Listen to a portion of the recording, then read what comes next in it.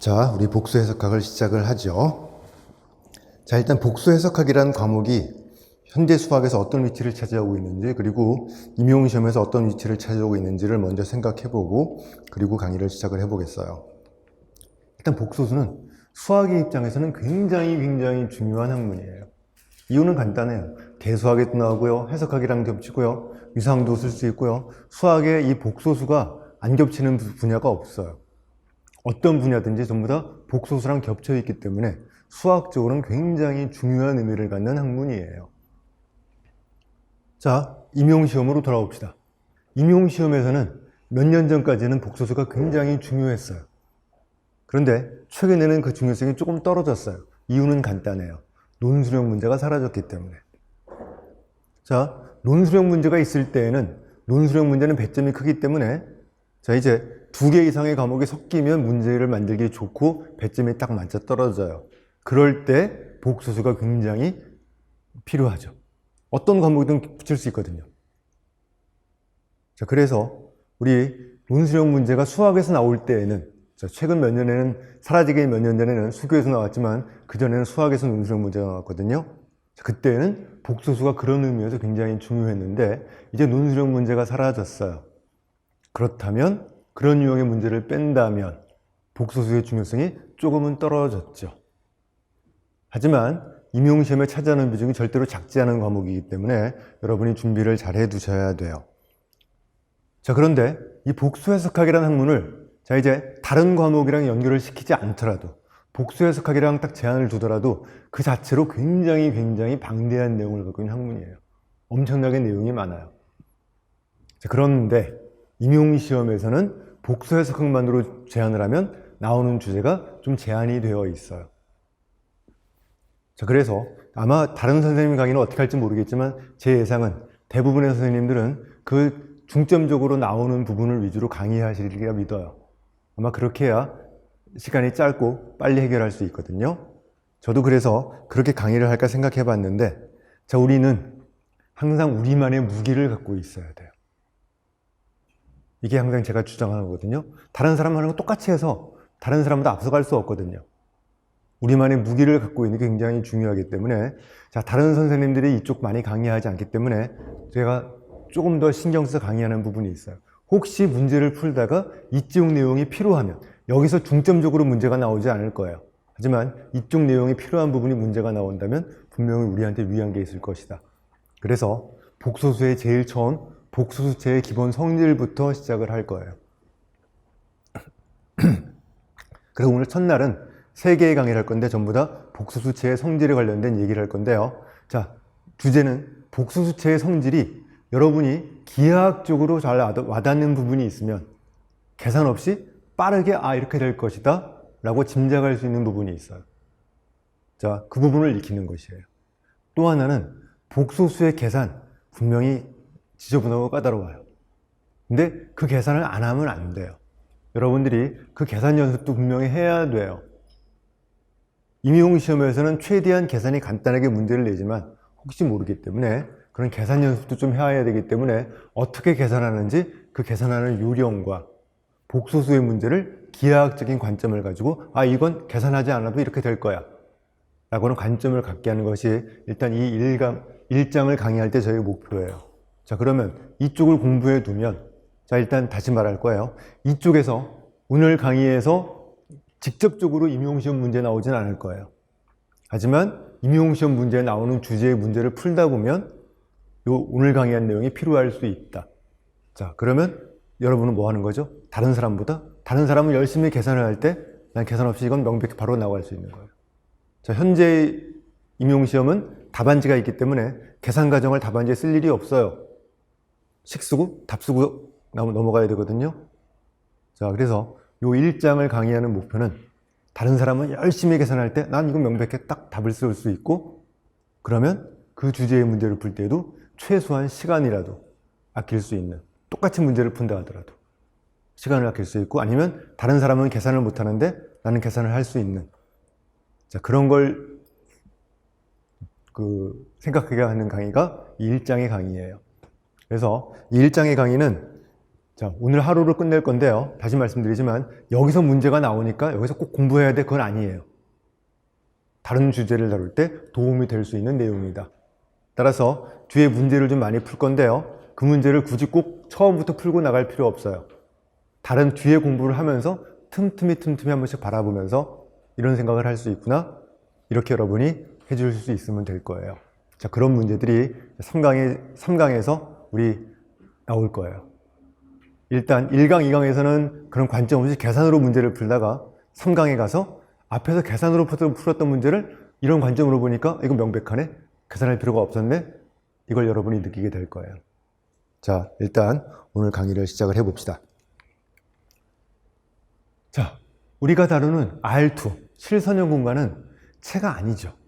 자, 이제 우리는 여기서 대수학적인 생각을 해야 돼요.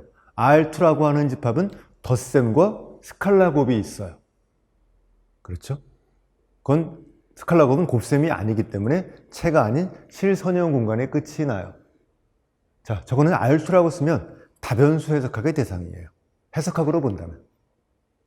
자, 곱셈이 없는 집합이에요. 자, 저게 결정적으로 일단 시작부터 딱 차이가 나요. 곱셈이 있느냐 없느냐가 다변수 해석학하고 복수 해석학의 결정적인 차이예요. 여러분들이 복수 해석학을 공부하면서 항상 뭐를 염두에 둬야 되냐면 해석학, 다변수 해석학과 복수 해석학의 차이를 염두에 두면서 공부해야 돼요. 왜 그러냐면 출제자가 그걸 묻고 싶은 생각이 많이 들어요. 기출문제에서도 그걸 물어보려는 문제가 있었어요. 그래서 여러분들이 꼭 기억할 것, 실해석학이나 다변수 해석학, 복수 해석학, 이 세 개에서 비슷한 것도 있고 다른 것도 있거든요. 그 차이가 무엇인지를 아는 건 굉장히 중요해요. 자, 일단 시작은 다변수 해석학하고 복수 해석학의 차이는 뭐예요? 곱셈의 유무예요. 그럼 실해석학은 뭐죠? 실해석학은 실수가 관심의 대상이에요. 곱셈이 있죠. 그래서 실해석학하고 복수 해석학엔 곱셈이 있고요. 다변수 해석학엔 곱셈이 없다. 이게 일단 들어가면서부터 우리가 알고 시작하는 차이예요. 자, 그런데 수학자들은 이런 걸 그냥 포기하지 않아요. R2에다가 이항연산을 잘 줘서, 곱셈이라고 하는 이항연산을 잘 줘서 뭐가 되도록? 체가 되도록. 자, 근데 그 체가 뭐가 돼야 돼요? 실수의 확대체가 돼야 복수의 수혜했던 얘기를 실수로 그대로 가져갈 수 있죠. 이렇게 되도록 연산을 주고 싶은 거였어요. 자, 수학자들이 연산을 이렇게 저렇게 많이 해보다가 일단 가장 먼저 떠오르는 것, 대수학에서 배우는 가장 먼저 떠오르는 게 직접의 연산이죠. 자, A, B, C, D의 곱셈을 A, C, B, D 따로따로 곱셈을 해서 순서상을 만든다. 우리 환의 직접에서 쓰는 방법이에요. 저렇게 정의하는 게 가장 먼저 떠오르지만, 자, 저렇게 정의하면 영인자가 생기죠. 영인자가 있으면 정역도 안 돼요. 또 한 가지, 이제 여러분들이 임용을 준비하면서 대수학, 해석학 등등을 다 공부했다고 믿기 때문에 이제 학부 3학년한테 하는 것하고 다르게 이제 다른 과목 얘기를 막 섞어 쓸 거예요.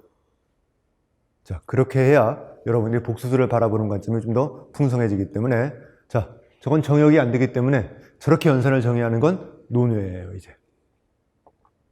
자, 그래서 수학자들이 찾아낸, 그리고 증명한 오직 이 연산만이 R2를 뭐로 만들 수 있다? 체로 만들 수 있다. 다른 연산은 절대 안 되다까지 증명을 했어요. 오직 유일한 연산이에요. R2를 체로 만드는 유일한 연산이, 자, 이렇게 연산을 주는 거예요. 자, 이런 거 여러분 기억하지 마세요. 수학자들은 이걸 또 그대로 이렇게 안 놔둬요. 쓸 수 있게 편하게 만들기 때문에, 자, 곱셈을 저렇게 주는 거예요. 자, 저렇게 주면, 자, 단위원이 1,0이 단위원이 되고요. 자, XY, 자, 00이 아닌 XY의 여고는, 자, 요게 여고이 되는, 체가 되는 연산을 찾아냈어요. 자, 근데 보다시피 이렇게 쓰면 여러분이 연산 쓰기가 귀찮거든요. 수학자들이 방법을 찾아낸 건 뭐냐면, 자, 그 전에 한 가지. 자, 그래서 일단 우리는 R2하고 복소수를 구별하기 위해서, 자, 이제 복소수에다가는 새로운 기호를 줘야 돼요. 왜? R2라고 쓰면 안 돼요. 이항연산을 추가했는데. 집합은 똑같아요. 더하기 똑같아요. 그런데 거기다 뭐만 추가했어요? 곱하기만 추가한 거예요. 그 집합을 우리 컴플렉스 넘버 첫자 C라고 쓰기로 하겠어요. 자, 집합으로는 같은 집합이에요. 다만 이항연산이 더하기가 하나만 있었던 것을 뭐로 추가한 거예요? 곱하기까지 추가한 것이다. 딱 그 차이가 있는 것이에요. 자, 그래서 이제 우리는 대수학의 기호를 가야 되죠. 1, 0이 곱셈의 단위원이니까 1로 쓸 거예요. 자, 그리고 0, 1을 i라고 쓰겠어요. 저 i는 이미지너리 넘버의 첫자 허수라고 부르는 거죠. 첫자 i를 우리 0, 1을 i라고 쓴다면, 자, 이제 i의 제곱이 뭐가 되는 거죠? 0, 1의 제곱 이 기축에 집어넣어 버리면 마이너스 1, 0. 뭐예요? 마이너스 1. 이렇게 연산을 주면 이 0, 1에 해당되는 것이 바로 무엇인가? 여러분이 익숙한 i라고 쓰는 기호가 되는 것이다. 자, 그래서 이제 우리 x, y는 x배의 1, 0 더하기 y배의 0, 1 스칼라 곱이죠? 이건 1이고요. x 더하기 y i꼴로 쓸 수 있다. 그래서 이제 앞으로 우리가 익숙한 이 기호로 사용하게 되는 것이다. 이게 복소수의 이제 발전 과정이에요. 자, 따라서 이건 무슨 뜻인가요? 자, 복소수는 1하고 i를 기초로 갖는 무엇이에요? R2의, 실수의 실선형 공간이 된다는 걸 알 수 있죠. 선형 공간으로서는 뭐하고 동형이에요? R2랑 동형이에요. 1이 1, 0, i가 0, 1에 되면 되는. 그래서 이건 선형 공간으로 동형 사상을 주는 함수가 되는 거예요. 자, 그럼 봅시다. 실해석학은 실수를 다뤄요. 실수는 채고요. 실선형 공간이에요. 자, 다변수 해석학은 자, 이제 Rn을 다뤄요. Rn은 n이 2 이상이라면 채가 아니에요. 그렇죠?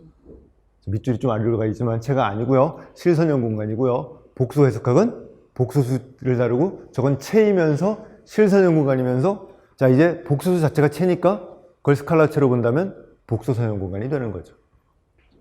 자, 똑같이 선형 공간이지만 실선형 공간으로 볼 때는 몇 차원이에요? 2차원. 복소선형 공간으로 볼 때는 1차원. 나중에 차원 얘기할 때 이거 여러분 절대 헷갈리면 안 돼요. 물론 복수 해석학에서는 이 차원을 얘기할 일은 없어요. 하지만 대수학에서 확대체를 다룰 때 저 차원을 얘기할 때가 생기거든요. 그때는 저거 조심해 줘야 돼요. 스칼라체에 따라서 차원은 달라져요. 자, 물론 둘 다 유리수체를 스칼라체로 갖는 유리선형 공간으로 볼 수 있어요.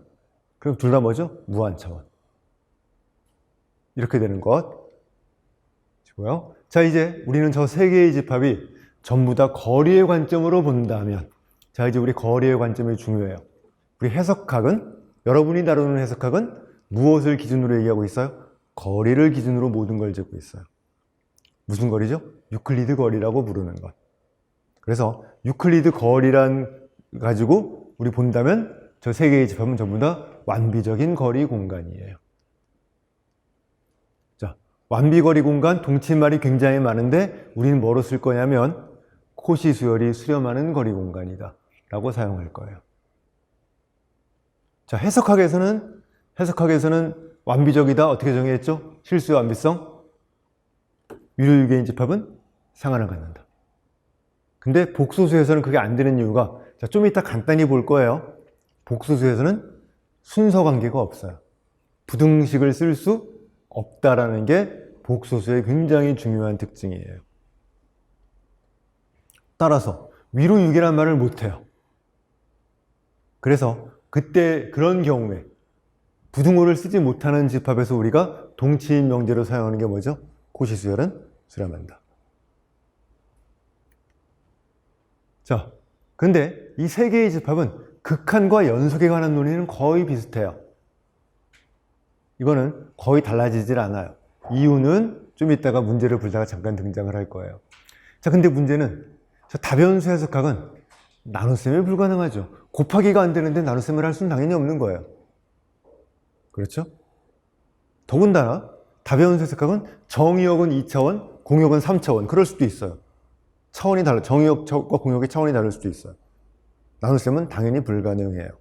자, 그렇다면 여러분이 실해석학에서 알고 있는 미분계수의 정의를 쓸 수 있나요? 사용하지 못해요. 자, 그래서 이 두 번째 있는 이 다변수 해석학은 실해석학이랑 복수 해석학이랑 달라요. 미분계수의 정의가 달라져야 돼요. 실외석학, 복수해석학은 실수에서 실수로 가는 함수, 복소수에서 복소수로 가는 함수에 관심을 갖고 있거든요. 나눗셈을 할 수 있기 때문에 여러분이 알고 있는 미분계수 정의를 똑같이 쓸 수 있어요. 다변수 해석학은 미분계수의 정의가 달라질 수밖에 없다라고 하는 사실을 알게 되죠. 자, 이번 시간에 다변수 해석학, 제 복수 해석학 강의에 다변수 해석학 얘기를 조금은 할 거예요. 자, 그래서 제 미적분학 시간에 다변수 해석학 얘기를 좀 했거든요. 거기를 알고 계신 분들은 그냥 들으시면 되고요. 거기가 어려우신 분들은 거기 너무 집중할 필요는 없어요. 다시 말씀드리지만 거기서 문제가 100% 나온다는 절대 아니거든요. 자, 다변수 해석학하고 복수 해석학의 관계를 묻는 문제는 출제 가능성이 그렇게 높은 건 아니니까 그쪽이 다변수 해석학을 잘 모르시는 분들은 그 부분은 살짝 넘어가시면 될 거예요. 자, 그래도 일단 여러분이 어느 정도는 쓸 수 있도록 제가 결론을 내드릴 거예요. 그것만 기억해두고 난 이것만 알고 넘어갈 거야. 기억해두고 넘어가시면 돼요. 자, 그래서 이제 우리 복소수체를 정의할 수 있어요. 자, 복소수지는 이제 x 더하기 iy라고 쓰죠. x는 1, 0에 해당되는 것, i는 0일에 해당되는 것. i는 제곱해서 뭐가 되는 수예요? 마이너스 1이 되는 수예요. 자, 이런 것들의 모임을 복소수지라고 하고, 이때 x를 뭐라고 부를 거예요? 복소수지의 실수 부분. y를 허수 부분이라고 부를 거예요. 자, 실수 부분의 기호를 리얼의 첫 두 글자, 리얼 오브 지, 실수. 자, 이건 이미지너리 오브 지예요. 허수 부분. 숫자를 써서 허수 부분이라고 쓰겠어요. 자, 그런데 여러분들이 조심할 게 생겨요. 여기 이 부분이에요. 뭘 조심해야 될까요? 기호의 문제. 이거는 다른 학문에서 뭐로 쓰기도 해요?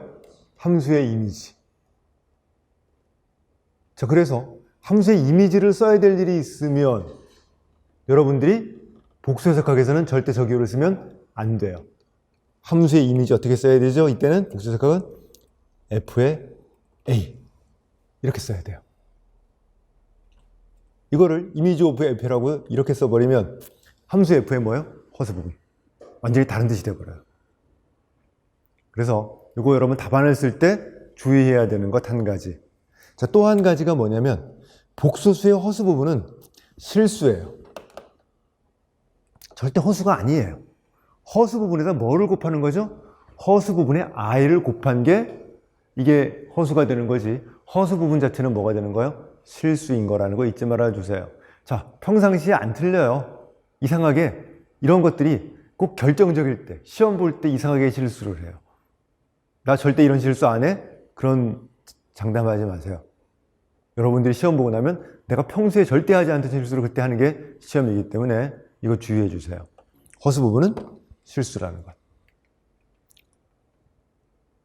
자, 대수학 얘기를 잠깐 할까요? 복수수체는 실수에서 기하학당식 x제곱 플러스 1의 근을 갖는 확대체가 되죠. 자, 요거의 근이 바로 뭐죠? 아까 i라고 썼던 것. 제곱해서 마이너스 1이 되는 것. 그래서 x제곱 플러스 1이 생성하는 주의대를 법으로 실계수당식을 인유한을 만든 게 복소수다 라고 하는 게 대수학에서 얻어낸 거고요. 자, 그래서 i의 극소당식은 x제곱 더하기 1, 복소수는 실수의 i를 초과한 확대체의 차수는 자, 이제 이 선형공간의 차수 2, 뭐 등등등 이런 얘기들은 우리 대수학에서 우리가 하는 얘기가 돼요. 자, 여태까지 했던 얘기를 종합합시다. R2와 복소수는 같은 집합이에요. 자, 그래서 복수 해석학을 하다가도 갑자기 우리는 어디로 가요? R2로 가요. R2에서 얘기를 한 다음에 어디로 가져와요? 복수수로 가져와요. 자, 그 작업을 해도 되는 이유는 그 작업을 하는 동안에 뭐를 사용하지만 않는다면, 곱하기를 사용하지만 않는다면 달라지는 게 아무것도 없다라는 거예요. 자, 이상한 게 아닌 거예요. 갑자기 우리 복수수 얘기하다가 갑자기 R2로 가요? 거기서 얘기를 끝내고 결과를 그냥 복수에 갖다 써요? 이건 절대 이상한 게 아니라 우리 곱하기를 안 쓰는 작업은 그렇게 해도 달라지는 게 없다. 자, 그게 좀 이따 나오겠지만 R2하고 복수수는 덧셈 군 준동 형사상 선형 공간으로 동형, 그렇죠? 거리 공간으로 합동 변환 다 만족해요. 딱 하나 차이가 있는 건 뭐예요? 곱하기. 자, 그래서 이 작업은 앞으로 제가 설명 안 드리고 항상 바로바로 해버릴 거예요. 자, 그래서 복수수 G, x 더하기 iy하고 r2의 x, y하고 이렇게 대응을 주는 것은 1대1 대응이고요. 군 동형사상, 선형 동형사상, 위상 동형사상, 거기다가 뭐요? 합동변환, 여기 빠졌네요. 합동변환까지 돼버려요. 아이소메트리까지. 내가 합동변환. 기하학도 보존하고 모든 걸 다 보존하는 거예요.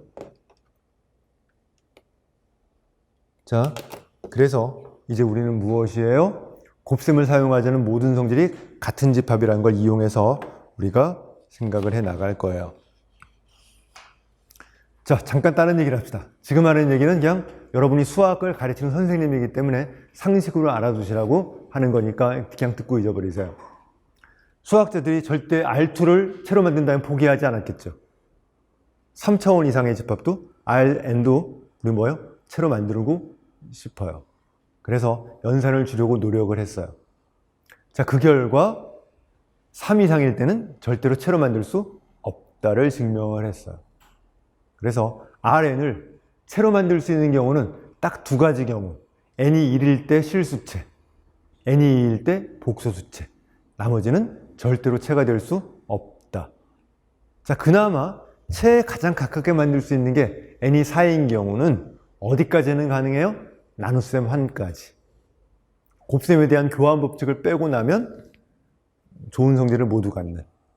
자, 저기까지 가능한 게 n이 4일 때. 나머지 차원은 저것도 불가능해요.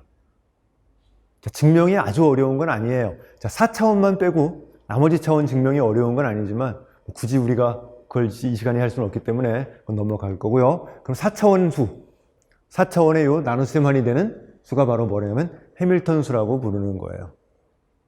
해밀턴이 지금 제가 말한 것을 연구한 사람이에요.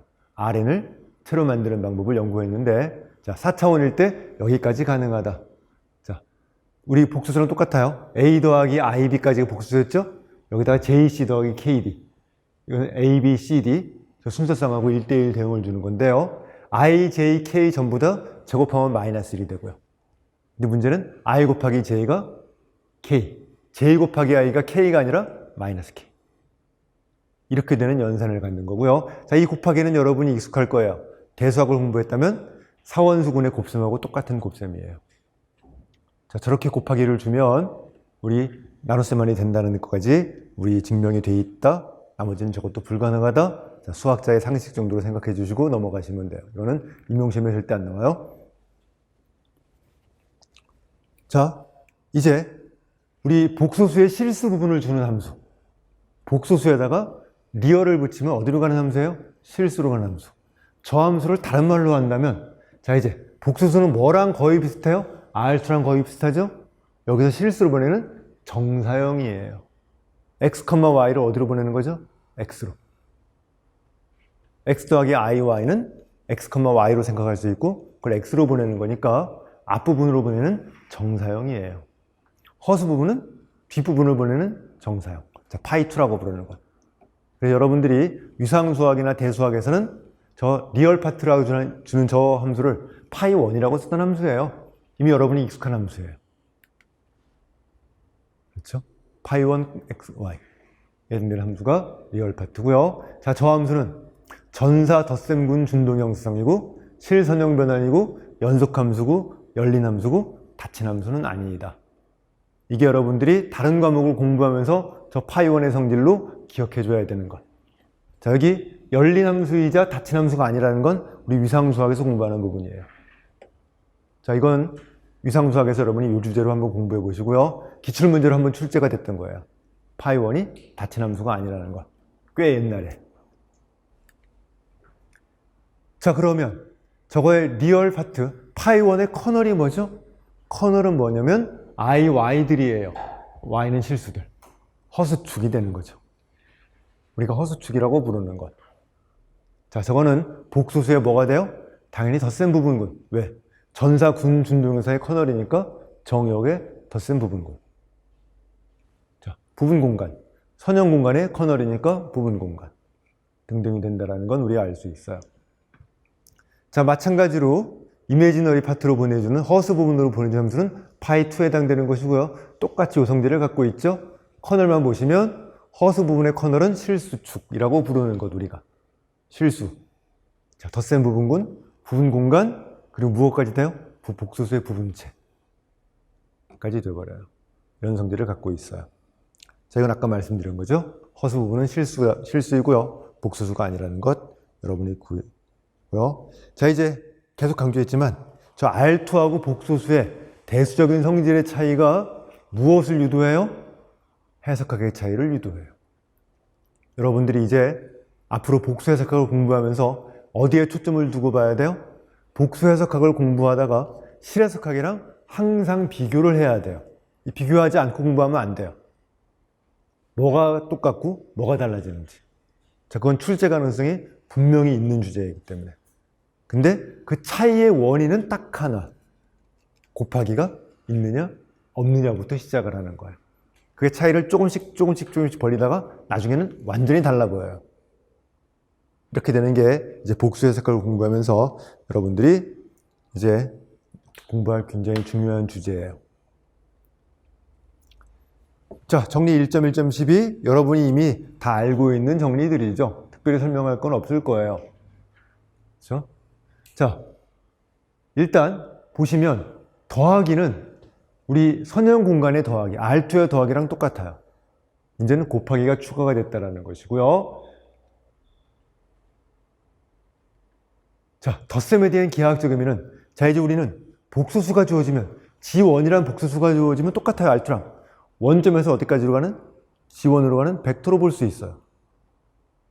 R2랑 똑같다고 볼 수 있죠? 자, G1은 요 벡터고 G2는 요 벡터예요. 자, 복소수 벡터라는 사실 잊지 말아주세요. 더하기로 바라볼 때는 저 벡터로 바라보면 이미 여러분이 잘 알고 있는 R2랑 똑같아요. 두 개의 복소수를 더했어요. 의미가 뭐죠? G1 더하기 G2. G2 더하기 G1. 어디서 많이 보던 그림인가요? 설명지에서 제일 처음 배울 때. 벡터의 덧셈을 평행사변으로 표현하는 거죠. 그래서 복소수의 덧셈은 선형 공간의 덧셈하고 똑같은 것이다. 덧셈의 성질은 그걸로 전부 다 해결할 수 있게 돼요. 자, 문제는 복소수의 곱하기를 어떻게 표현할 것이냐죠. 근데 좀 이따 우리 공부할 극형식으로 곱하기는 설명을 할 거예요. 이 평행사변의 법칙으로는 곱하기를 설명할 수가 없게 돼요. 자, 아까 처음 시작할 때 말했던 거예요. 1장의 연습 문제는 임용시험에 직접 이런 문제가 출제되지는 않을 거예요. 저도 알아요. 하지만 이 문제를 다루는 이유는, 1장을 다루는 이유는 여러분들이 복소수의 연산을 연습을 해야 돼요. 1장에서 연습하지 않으면 안 돼요. 그래서 여러분이 갖고 있는 복수 해석학 교재가 있죠? 항상 첫 1장은 복소수의 연산에 대한 얘기를 하고 있어요. 거기 연습 문제를 지겹더라도 좀 풀어보세요. 그건 제가 부탁드리는 거예요. 거기 연산을 안 하면 나중에 연산을 적분이라든지 미분할 때 연산을 해야 될 때 연산이 귀찮아서 잘 안 돼요. 그 이유는 제가 잘 알아요. 제가 연산을 안 하거든요. 안 해봤거든요. 이론적으로는 따라가요. 계산하려면 굉장히 귀찮아요, 복소수가. 계산도 잘 안 돼요. 다행히 저는 시험을 안 봐요. 그래서 저는 그 연습이 필요 없지만 여러분이 시험을 보셔야 되기 때문에 그 연습을 꼭 해두세요. 지금 해두셔야지 나중에는 할 시간이 없어요. 자, 부탁을 드리고요. 자, 아까 말했던 거. 그래서 순서는 무시해도 돼요. 1장에 나오는 연습 문제는 지금 공부할 필요 없어요. 뒷부분 공부하다가 그냥 틈나는 들어와서 공부하셔도 괜찮아요. 그래서 오늘 강의 3개는 여러분이 그런 관점으로 봐주시면 될 거예요. 자, 문제를 풀어봅시다. 자, 이제 연산 연습이에요. 이거는 진짜 지겨운 연산 연습이에요. 연산을 연습하는 것이고요. 또 하나, 복소수의 연산이 실수랑 다르게 좀 복잡할 수밖에 없다를 한번 느껴보는 거예요. 자, 나중에 저 제곱을 나타내는 수를 다른 방법으로 표현하겠지만 지금은 완전히 그냥 순 계산만으로 볼 거예요. x 더하기 y의 제곱이 a 더하기 bi를 만족하는 xy를 ab로 나타내시오. 자, 이거는 절대 기억하려고 하지 마세요. 그냥 한번 연산을 해보자. 그 이상도 그 이하도 아니에요. 자, x 더하기 y의 제곱은, 자, 복소수 연산이죠? x제곱 빼기 y제곱 더하기 i배 2xy. 이게 a 더하기 bi가 돼야 되니까 연립방정식이 나오네요. 자, x제곱 빼기 y제곱은 a. EXY는 B라고 하는 연립방정식이 만들어져요. 근데 선형 연립방정식이 아니기 때문에 선형대수학에 쓰는 연립방정식 이론으로 못 풀어요. 잊지 마세요. 선형대수학에 다룬 연립방정식은 선형 연립방정식이에요. 이거는 선형이 아니기 때문에 풀어야 돼요. 이때 우리가 x제곱 더하기 y제곱이 루트 a제곱 더하기 b의 제곱이라는 걸 이용한다면, 자, 우리 뭐예요? 자, a 자리에 뭘 집어넣어요? 예. b 자리에 얘를 집어넣어 계산해 주는 거예요. 자, 계산하면 우리 x제곱이 예, y제곱이 얘라고 하는 식을 얻을 수 있어요. 이렇게 구해도 돼요. 두 개를 더한 다음에 나눠도 되고요. 아래 뺀 다음에 2에 마이너스 1로 나눠도 돼요. 그건 상관없죠. 여러분들이 아마 그렇게 계산하는 게 더 빠르겠네요. 두 개를 더한 다음에 나눠주고 2로 나눠주고, 자, 이렇게 구해버리면 x제곱, y제곱을 구할 수 있어요. 자, 이제 저 루트는 실수의 근호예요. 이걸 강조하는 이유는 좀 이따 등장을 해요. 우리 저 기호는 약속을 해야 돼요. 자, 그런데 x가 0 이상이라면 y의 부호하고 b의 부호가 똑같죠.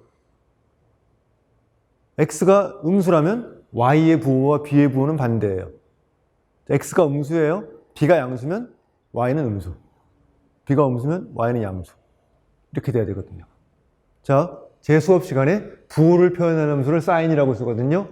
x가 0 이상이라면 y의 부호와 b의 부호가 똑같으니까 우리 x, y가 이렇게 구해주고요. 루트를 씌우면 되고요. 반대로 x가 음수라면 부호가 반대니까 우리 어떻게 돼요? 여기 마이너스가 붙고요. 이렇게 계산하면 됩니다. 자, 이걸로 끝. 자, 이제 더 이상 중요한 의미는 없어요. 자, 우리 연산을 연습해 보자. 이런 정도 연산은 여러분들이 쉽게 할 수 있어야 한다예요.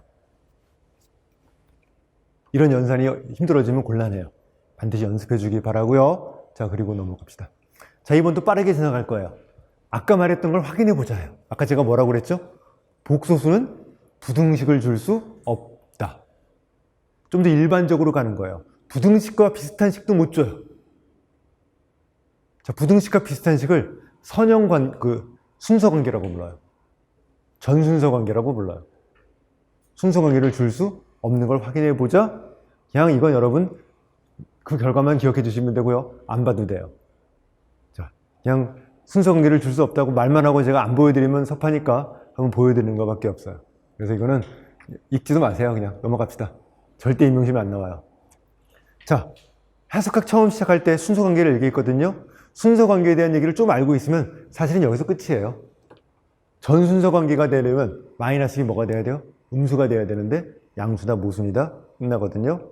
자, 하지만 그 뒤에 이거는 아직 그런 얘기를 안 한 단계이기 때문에 더 길게 자세하게 쭉 썼어요. 자, 이것만 기억하면 돼요. 마지막. 복소수는 순서체가 아니다. 부등호를 절대 사용할 수 없다. 이걸 기억해 달라고 문제를 낸 거지 이거 읽어 달라고 낸 거 아니에요. 자, 이런 거 써드리는 이유는 그래도 이런 자료가 돌아다니면 여러분 경쟁자는 혹시해서 읽어볼까 봐 시간 낭비하라고 제가 써드린 거니까 여러분 아예 읽지 마세요. 자, 그렇다면 복수 해석학에는 부등호를 못 쓰느냐? 절대 아니에요. 부등식은 해석학을 할 때 절대적으로 필요한 거예요. 제가 해석학 강의할 때 뭐라고 그랬죠? 해석학은 누가 부등식을 잘 쓰느냐의 싸움이라고 그랬어요. 누가 부등식을 잘 쓰느냐예요. 복수 해석학도 마찬가지예요. 부등식을 잘 쓰는 사람이 해석학을 잘하는 사람이에요. 근데 복소수는 부등식을 쓸 수 없다고 했잖아요. 어떻게 쓸 것이냐. 이 생각을 해야 돼요. 방법이 있어요. 어떤 방법을 쓸 것인지를 이제 우리가 볼 거예요. 자, 여러분이 알고 있는 켤레 복소수, 공획 복소수. 자, G반은 X 더하기 I, Y에 발을 붙이는데, 자, 허수 부분을 마이너스로 바꾸는 것. 저것을 우리 공획 복소수라고 부르겠어요. 자, 저 공획이란 말은 나중에 대수학에서는 뭐로 바뀌어요? 대수적 공획이라고 부르는 것이 말로 바뀌어요. 자, 그건 이유는 나중에 간단히 보도록 하고요. 자, 저 공획 복소수로 보내는 함수. 복소수의 켤레 복소수, G 바로 보내는 함수를 파이라고 인비 쓰겠어요. 저 파이는 굉장히 중요한 함수예요. 자, 복소수를 켤레 복소수로 보내는 저 함수는, 자, 기하학적으로 본다면, 자, x 더하기 i, y를 어디로 보내는 거예요? x 마이너스 i, y로 보내는 거니까 뭐에 대한 대칭 변환이에요? 실수축에 대한 대칭 변환. 아이소메트리 합동 변환이 돼요. 대칭 변화는 합동 변환이 되죠. 자, 근데 방향성이 뒤집혀요. 자, 제가 기하학에서 항상 했던, 미분계할 때 했던 거예요. 실수의 대칭 변화는 방향성을 뒤집어요. R2니까. 자, 방향성을 뒤집는다는 말은 다른 말로 한다면 저건 선형 변환이거든요. 행렬로 표현할 수 있어요. 행렬식이 뭐다? 마이너스 1이다. 가 돼요. 자, 기하하고 각을 보존해요. 자, 그래서 여러분들이 나중에 G바를 붙이는 작업을 할 때 길이하고 각을 보존하기 때문에 계산 안 해봐도 이건 이렇게 될 거야. 이런 말을 할 수 있는 근거가 되는 거예요. 이런 걸 여러분이 기억을 해두고 써먹는 거예요. 요게 제가 이 1장을 강의하는 이유예요. 뒤에 가서 더 중요한 얘기들은 등장할 거예요. 열심히 계산해봐야 딱 직관적으로 보면 명백한 거거든요. 저 대칭 변환이에요. 자, 뭐를 보존하죠? 원점으로부터 거리 보존해요. 절대값 붙여봐야 똑같은 거 당연한 거예요. 근데 처음 공부할 때 여러분 뭐 하죠? G바의 절대값과 G의 절대값이 같다는 거 계산으로 확인하죠. 자, 우리 그런 계산할 필요가 없는 이유. 아이소메트리 합동 변환이다. 자, 이런 식으로 이제 여러분들이 계산을 줄이기 위해서 이런 기하학적인 관점을 이번 1장을 공부할 때 제가 조금 전해드릴 거예요. 자, 그나마 옛날보다 줄였어요. 논술형 있을 때는 뒤에 가서 더 어려운 문제까지 풀어봤지만 우리 거기까지는 들어가지 않고 가장 기본적인 기하학적인 관점을 우리가 찾아보도록 할 거예요. 자, 이거를 실선형 공간의 선형 변환으로 본다면 행렬식이 마이너스 1인 직교 행렬. 자, 이제 어떻게 되죠? R2로 볼 거예요. 10이 어디로 가요? 10은 10. 그렇죠? 01이 어디로 가요? 01이 0 마이너스 1. 그래서 10, 01을 행렬로 써버리는 것이 저 선형 변환의 행렬이죠. 10은 10으로 01은 0 마이너스로 보내는 우리 선형 변환이에요. 그래서 자, x, y를 이렇게 보내면 x, 마이너스 y로 보내는 선형 변환이 된다. 자, 제 미분기하를 수강하셨다면, 특히 문제풀이반을 수강하셨다면 요 행렬에다가 제 이름을 줬죠? J라고 이름을 줬어요. 아마 몇 개 문제를 풀 때가 아마 줬을 거예요. 자, 저게 컴플렉스 스트럭처 J라고 부르는 우리 행렬이 돼요. 좀 이따 또 한 번 등장을 해요. 요거는 기하학적으로, 복수해석학적으로 중요한 행렬이 돼요. 물론 논술형 문제가 있다면 이걸 좀 더 강의하겠지만 아닐 거기 때문에 그냥 듣고 잊어버립시다. 그냥 우리 만드는 방법은 간단해요. 10은 10으로, 01은 0-1로. 이게 G바로 보낸 함수니까. 그렇죠? 자, 켤레 복소수의 성질이에요. 자, 얘 계산으로 보여야 되지만 우리 계산 안 하고 그냥 볼 거예요. 자, 저 1번, 2번을 합치면 무슨 의미죠? 켤레 복소수는 환준동형 사상이다. 더하기를 보존하고 곱하기를 보존해요. 환준동형 사상이에요. 근데 아까 전단사였죠? 자, 이거 전단사 이거 명백해요. 그죠? 왜? 실수축에 대한 대칭 변환이니까 전단사 명백해요. 전단사 환준동형이니까 뭐죠? 동형사상. 근데 복소수가 체에서 체로 가는 동형사상. 정의역 공역 똑같죠? 자기동형사상. 복소수체에 뭐가 돼요? 자기동형사상이 된다는 걸 확인할 수 있어요. 자, 이게 대수학에서 굉장히 중요한 의미를 갖고 있어요. 저게 뭐가 아닌 자기동형사상이죠? 항등사상이 아닌 자기동형사상이에요. 실수에서 실수로 가는 자기동형사상은 항등사상밖에 없다. 복소수로 가니까 두 개가 생긴다. 이게 확대체를 다룰 때 갈로아 이론 처음에 들어갈 때 굉장히 중요한 얘기가 되는 거죠. 저 켤레 복소수로 보내는 함수가 바로 무엇이에요? 자기동형사상이에요. 자, 그러면 이 관점을 볼까요? 켤레 복소수를 2번 하면 자기 자신으로 와요. 명백하죠? 대칭 변환 2번이니까 제자리로 왔어요.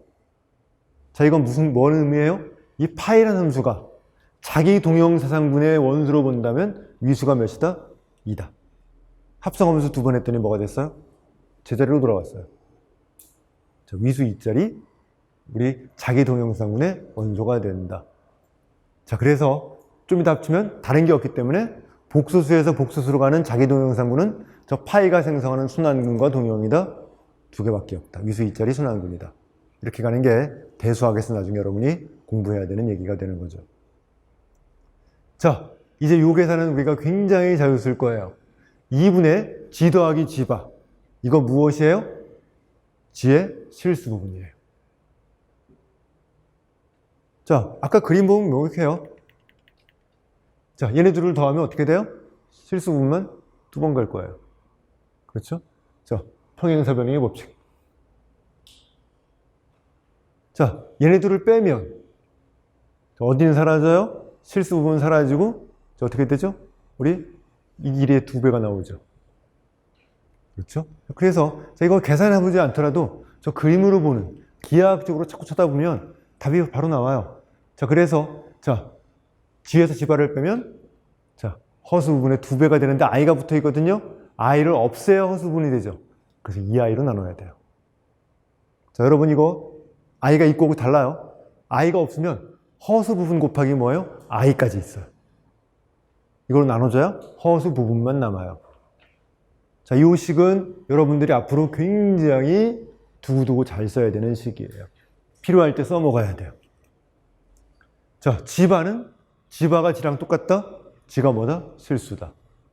실수축에는 대칭 변환이 있는데 대칭 변환을 했는데 같아요? 대칭축에 있어야 되겠죠? 그렇죠? 그래서 명백히 우리 확인할 수 있어요. 우리 아까 다 봤던 것들이고요. 자, 이건 대수학에서 뭐라고 말하는 거예요? 저 파이는 뭐를 고정하는?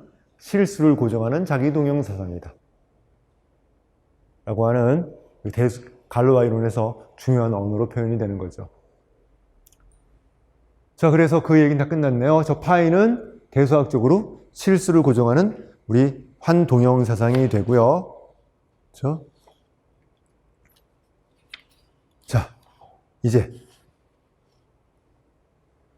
우리 G의 극소다항식하고 G바의 극소다항식이 이제 뭐예요? 같아요. 그래서 저건 뭐가 되죠? 대수적 공액이라고 불러요. 같은 극소다항식의 근은 같은 성질을 갖는다, 대수학적으로. 나중에 우리가 대수학에서 여러분들이 공부할 내용이에요. 그렇죠? 자, 같은 극소다항식, 극소는 똑같아요. 그 근들은 전부 다 같은 성질을 갖게 돼 있어요. 그래서 뭐라고 부르죠? 대수적 공액이라고 불러요. 그런데 이 우리가 지금 말하는 복수 해석학의 켤레 복수수, 공액 복수수도 뭐예요? 극소다항식이 똑같아요. 따라서 G하고 G바는 실수위에서 대수적 공액, 대수적 켤레까지 된다는 걸 확인할 수 있어요. 자, 뒤에 가서 좀 이따 볼 거예요. 우리 실계수를 갖는 다항식은 G가 근이면 뭐도 근이에요? G바도 근이죠. 자, 그 성질 때문에 극소다항식이 똑같다는 걸 우리가 알 수 있어요. 여기는 대수학 얘기니까 깊이 들어가지는 않을 거고요. 자, 우리가 그때 아까 했던 얘기가 바로 이거죠. 실수를 고정하는 복소수의 자기동형수상군을 갈로아군이라고 부르죠. 이 갈로아군은 유수가 몇이에요? 확대체의 차수. 이건 뭐예요, 결국? 실선형 공간으로 몇 차원 공간인지 2차원 공간이다. 원소가 2개니까, 자, 그런데 파이의 수가 2개니까 바로 파이가 생성하는 순환군이 갈로아군하고 동형이 된다. 이런 얘기들은 대수학에서 우리가 공부할 얘기가 돼요. 자, 3번을 봅시다. G제로가 실수계수를 갖는 다항식의 근이라면 G제로의 켤레 복수수, G제로에 봐도 우리 근이 된다. 이건 다 쉽게 할 수 있죠? G제로가, 자, 이제 FG는 실수계수를 갖는 다항식이에요. 여기 A0, A1, AN들은 전부 다 실수들이에요. N차 다항식이니까 AN은 0이 아닐 때. 자, 이제 이게 실수들이니까 켤레 복수수 붙여봐야 똑같거든요. 자, 그러면 0은 0바랑 똑같아요. 0이 뭐죠? FG0가 0. 0바. 그리고 집어넣어서 바를 붙이면, 자, 켤레 복수수는 환동형사상이다. 더하기 곱하기 다 따로따로 계산해도 된다. 자, 더하기 따로 곱하기 따로 다 계산해 주는데 AN의 반은 AN. 자, 결과 봤더니 뭐예요? F에다 뭘 집어넣은 거죠? G제로 바를 집어넣은 거니까 G제로 봐도 근이 된다. 간단하게 우리 증명할 수 있죠. 그래서 G제로가 근이면 G제로에 봐도 근이다라는 걸 우리 알 수 있게 됐어요. 자, 이거 해석학 시간에 다른 풀이로 풀었던 거지만 봅시다. 실수계수를 갖는 다항식 PG에 차수가 홀수면 PG에 실근이 존재하는 걸 보이시오.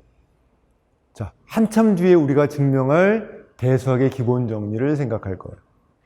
증명은 한참 뒤에 하겠지만 워낙 유명한 정리이기 때문에 여러분이 알고 있어요. 복소수에서는 N차 다항식은 적어도 한 개의 근을 갖는다. 근데 그 적어도 한 개의 근을 갖는단 말이 어디까지 확장이 돼요? 3차 다항식이 한 개의 근을 갖고 있으니까 자, A가 근이면 G 빼기 A로 인수분해하면 2차 다항식. 그것도 한 개의 근을 갖고 있어야 되죠? 인수분해하면 총 N개의 근을 갖는다. 그래서 N차 다항식은 모두 몇 개의 근을 갖고 있어요? N개의 근을 갖는다. 까지 확장이 되는 게 대수학의 기본 정리. 자, 복소수의 굉장히 중요한 특징. 대수학에서 뭐라고 말할 거죠? 대수적으로 닫힌 체. 라고 말하는 성질을 갖고 있어요.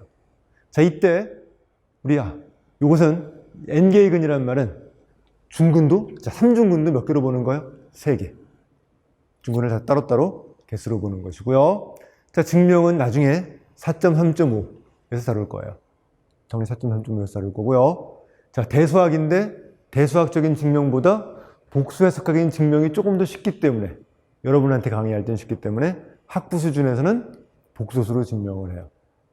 대수학으로 증명 못하는 거 아니에요. 가우스가 이미 증명을 벌써 1거절까지인가 해놨어요. 그 중에 하나가 복소수로 증명하는 것. 자, 알파가 실개수 다항식의 근이라면 이미 보였죠? 알파 봐도 우리 근이 되기 때문에 자, 모든 근이 허근이면 근이 몇 개 있어야 돼요? 짝수개 있어야 돼요.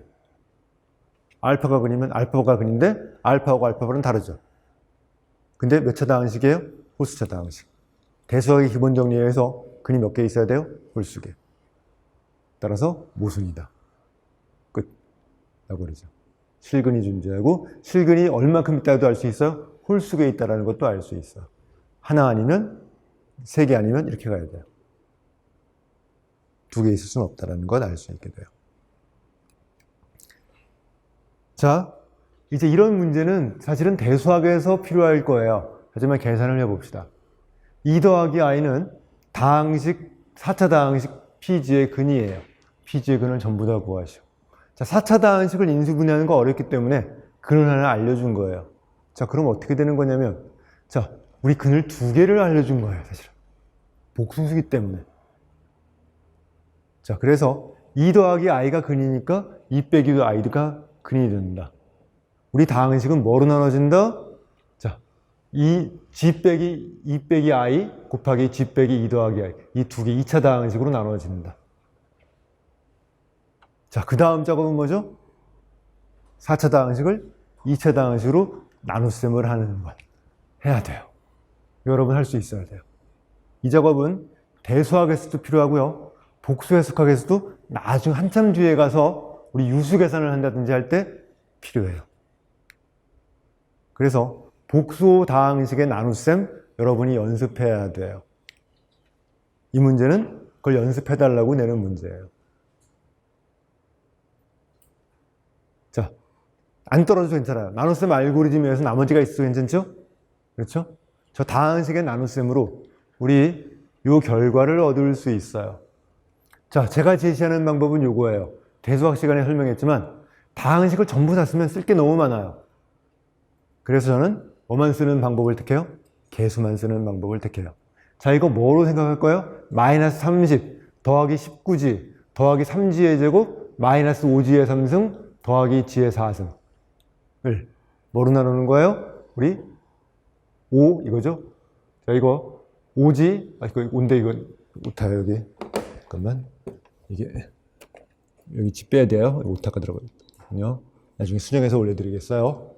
인강을 수강하신 분들은 수정해 드릴 테니까 5 빼기 4g 더하기 g의 제곱으로 나누면 자, 이거 뭐만 맞추면 돼요?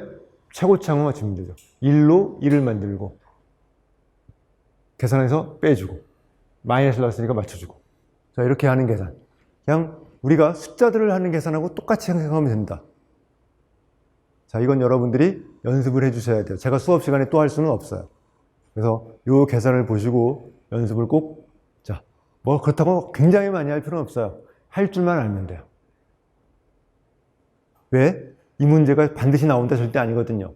이 나눗셈을 해야 되는 문제가 반드시 나오는 건 아니기 때문에 할 수만 있으면 될 정도로 연산해 주세요. 못하면 안 돼요, 대신에.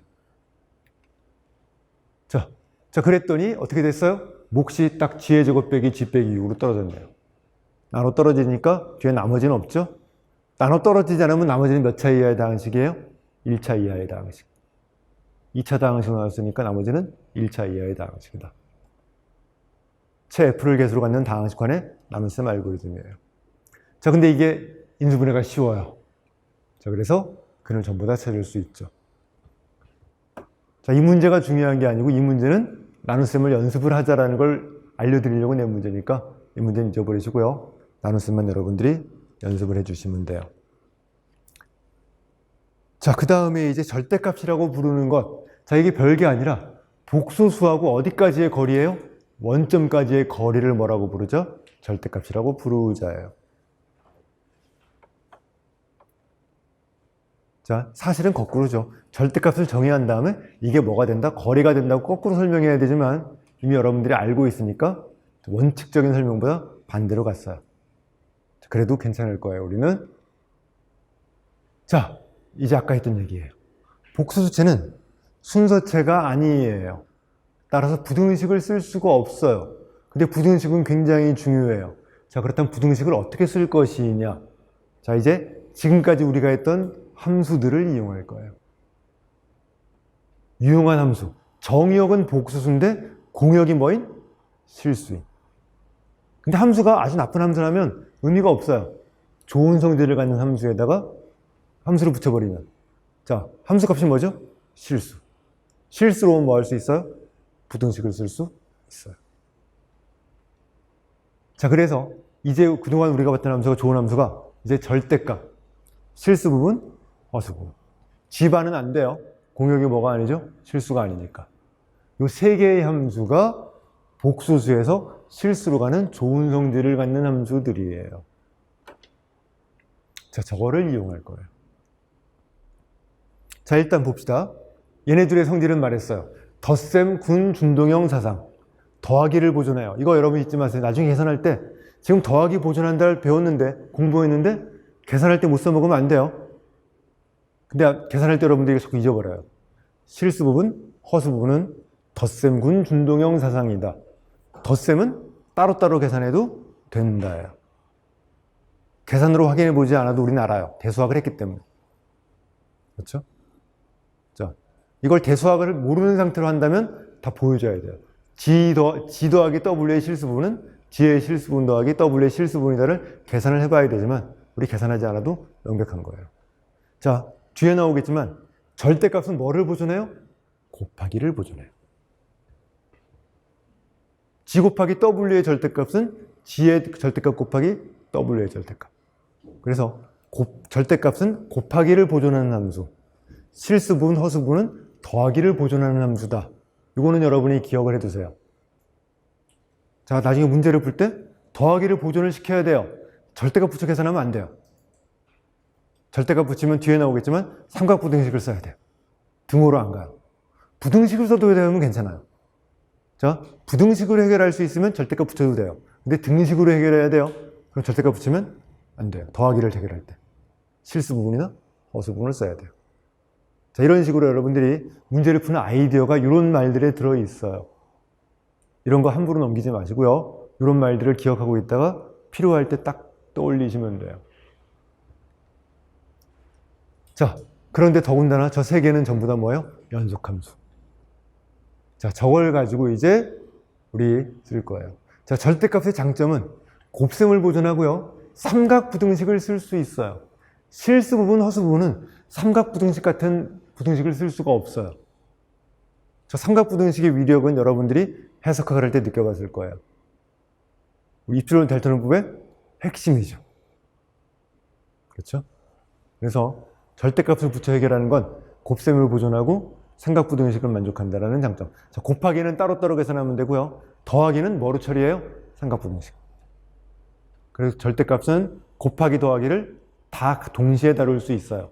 단 더하기는 등호가 아닌 뭐예요? 부등식. 그런 거죠. 자, 그래서 이 절대값의 성질은 자, 이제 G하고 G바 켤레 복소수를 곱했더니 뭐가 만들어져요? 절대값의 제곱이 되더라. 자, 요게 좀 이따 보겠지만 우리 곱하기의 의미의 결정적인 거예요. 자, 그랬더니 여기서 알 수 있는 게 있어요. G가 0이 아니라면 우변을 뭐로 나눌까요? 우변을 지의 절대값 제곱으로 나눠주면 우변이 뭐가 되죠? 1. 우변만 나누면 안 돼요. 좌변도 나눠야 돼요. 지에다 뭘 곱해주면 지의 절대값 제곱분의 지바를 곱해주면 뭐가 만들어져요? 1. 지의 곱셈의 요건이 등장을 하죠. 지의 곱셈의 요건이 무엇이다?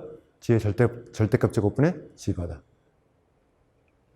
자, 저 식이 그 곱셈의 요건까지 유도해주고 있어요.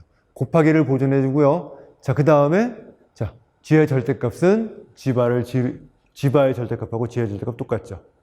다른 거 확인할 수 있어요. 자, 그 다음에 나오는 게 요식. 이것도 굉장히 중요한 부등식이에요. 복소수의 실수 부분보다 복소수의 절대값이 더 크거나 같아요. 허수 부분보다 절대값이 더 크거나 같아요. 항상 만족하는 부등식이고요. 아까 말했던 삼각부등식. 자, 6번은 좀 이따가 우리가 증명할 건데요. 이 6번 부등식은 여러분이 굉장히 잘 써야 돼요. 저것도 삼각부등식이에요, 일종의 삼각부등식인데, 복수색학에서 이 부등식을 어려워하는 분들이 생각보다 많아요. 절대 어려운 부등식이 아니고요. 우리의 기본 부등식. 사용할 때 꼭 쓸 수 있어야 돼요. 자, 7번은 코시-시바르치의 부등식이라고 부르는 부등식인데, 사실 수학에서는 굉장히 중요한 부등식인데, 우리 학부 수준에서는 별로 쓸 일이 없어요. 임용시험에서 이걸 사용하는 문제는 거의 드물어요.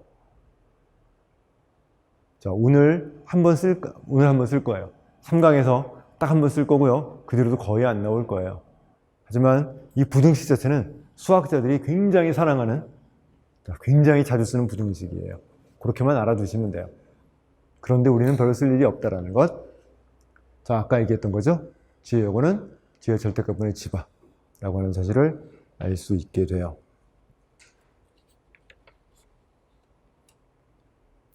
자, 곱하기 보존한다고 얘기했고요. 자, 대칭변은 합등변의 거리 똑같고요. 알 수 있죠. 이거는 이제 우리가 사용하는 기본 부등식이에요. 제가 항상 강조했어요. 해석학은 부등식을 누가 잘 쓰느냐의 싸움이라고요. 복수 해석학도 마찬가지예요. 부등식을 잘 써야 복수 해석학을 잘 할 수 있어요. 그때 우리가 사용할 가장 기본적인 부등식이 이 4개인데요. 7번은 거의 쓸 일이 없고요. 학부 수준에서는 거의 대부분 4번, 5번, 6번을 사용해서 우리가 문제를 풀 거예요. 자, 1장의 또 하나의 목표는 저 부등식을 익히는 것이에요. 아까 처음 시작할 때는 이 부등식 얘기를 안 했지만 저 부등식을 어떻게 쓸 것인지를 또 한번 살짝 보는 것이 1장의 목표예요. 자, 우리 5번에 의해서 우리 뭐라 알고 있어요? 지의 절대값은 우리 뭐예요? 실수분의 절대값 더하기 허수분의 절대값보다 2개 더한 것보다 작거나 같다. 이건 뭐죠? 삼각부등식일 뿐이에요. 삼각부등식을 이제 앞으로 어떻게 쓸 거예요? 복수해서 이렇게 쓸 거예요. 가장 기본적인 삼각부등식이에요. 자, 복소수의 절대값은 선형대수의 관점으로 본다면 R2의 노음이죠. R2의 유클리드 내적이 유도하는 노음이 바로 절대값이에요. 그래서 저 복소수의 절대값 성질은 사실은 R2의 노음의 성질을 거의 그대로 사용하는 거예요.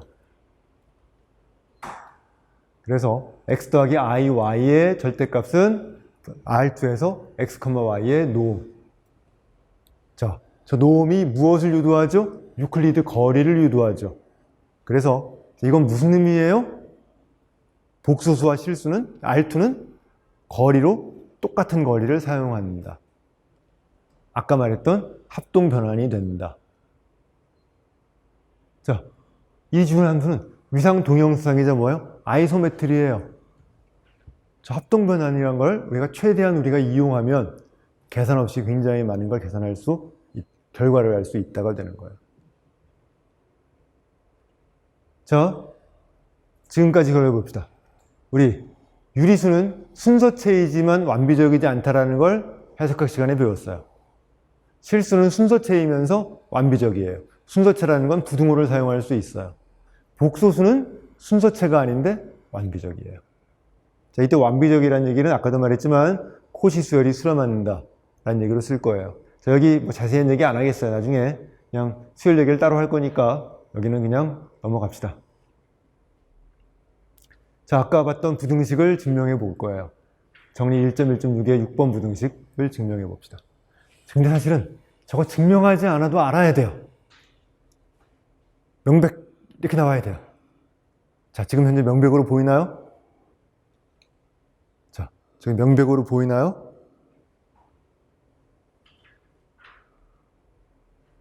의미가 이거죠. 자, 우리 요거예요. 우리 G2의 절대값 빼기 G1의 절대값은 자, 이제 뭐가 되냐면 요 길이죠. 자, 이게 G2가 여기 있어요. 그럼 G2는 어디 있어요? 반지름이 몇 자리 원 위에 있어요? G2의 절대값 요 원 위에 있어요.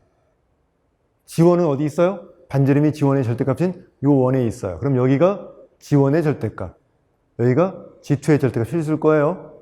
그렇죠? 그럼 G2의 절대값 빼기 G1의 절대값은 요 길이. 요 길이에요. 자, 근데 G1 빼기 G2의 절대값은 뭐의 길이죠? 이거의 길이.